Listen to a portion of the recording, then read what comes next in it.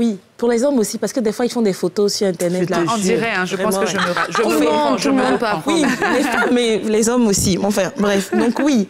Alors aujourd'hui, je voulais avoir quand même un sujet assez léger parce que, voilà, hein, merci. Beaucoup de lourdeur. Beaucoup de lourdeur. Instagram surtout. Instagram, c'est le réseau social de l'image, de la beauté, etc., de l'art.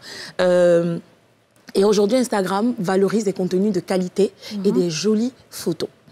Donc, je veux donner un petit conseil pour des personnes qui nous prennent nous-mêmes en photo, mais qui vous prennent en photo. OK? Alors, donc pour prendre une bonne photo, une photo stylée avec son téléphone, la première des choses, déjà, il faut avoir un bon téléphone, une bonne qualité de téléphone. Mais surtout, il faut avoir de la bonne lumière, c'est la base. La lumière, c'est la clé.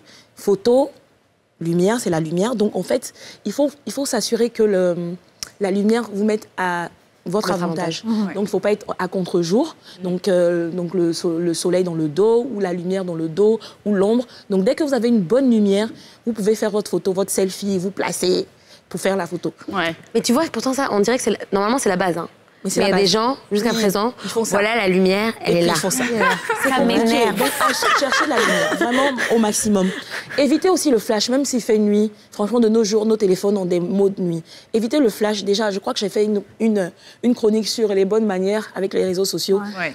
Dans le noir ou dans les publics, vous mettez le flash comme ça, déjà, c'est pas agréable. Mais aussi, en fait, ça va pas vous donner une bonne qualité de photo. Ça blanchit le visage. Ça te donne... Ça fait que ça monte ton visage. On voit la différence de couleur. C'est exactement ça. Donc, il faut éviter le flash, il faut trouver la bonne lumière.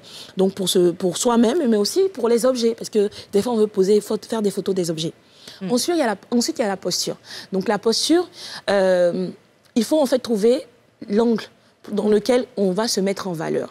Des fois, il y a une photo d'une blogueuse en ce moment qui passe à l'écran, Bifrom Crocodile, qui sait très bien se mettre en valeur, bien se poser, bien trouver les angles dans lesquels faire rentrer son ventre. J'ai l'habitude de dire les positions. Voilà, j'ai l'habitude de dire apnée, donc tout le temps être en train de trouver les postures. Il y a une blogueuse justement qui s'appelle Bonnie Rodriguez, sur son compte Instagram, une blogueuse qui donne des conseils pour faire des postures. Donc, elle vous parle du triangle, etc., en fonction de la tenue que vous portez. Voilà, elle a des vidéos tutos comme ça qu'il faut aller suivre. Si vous ne savez pas faire des poses, ça, c'est très important. Son hâte. Alors, son hâte, c'est Bonnie Rodriguez. D'accord. Voilà. Donc, ça, c'est la posture. Et aussi, il y a le cadrage. Donc, quand la posture, c'est pour les humains. Pour les objets, c'est le cadrage. Bon, je pense que aussi, la plupart des téléphones en ce moment ont le quadrillage, en fait. Dans les réglages du téléphone, il faut voir le quadrillage. Le plus important, c'est de centrer l'objet que vous voulez prendre en photo et ensuite voir les autres en décor. Donc, ça aussi, c'est important. Bien voir le cadrage. OK? Faire le point. Voilà. Ensuite, après le cadrage, il y a les filtres. Ouais, c'est plus facile. Les amis Snapchat, c'est has-been. Ah, franchement. Non, je suis d'accord. Complètement. Moi, il y a longtemps je suis désolée, ça va vous choquer, mais c'est has-been. Il faut arrêter ça. Snapchat, les filtres. Qu'est-ce qu'il y a en time? Mais même Instagram a des filtres. Instagram a des filtres déjà, pour commencer. Donc, vous pouvez utiliser les filtres Instagram. Par contre, attention, parce qu'apparemment, ils réduisent le reach quand tu modifies trop ta photo.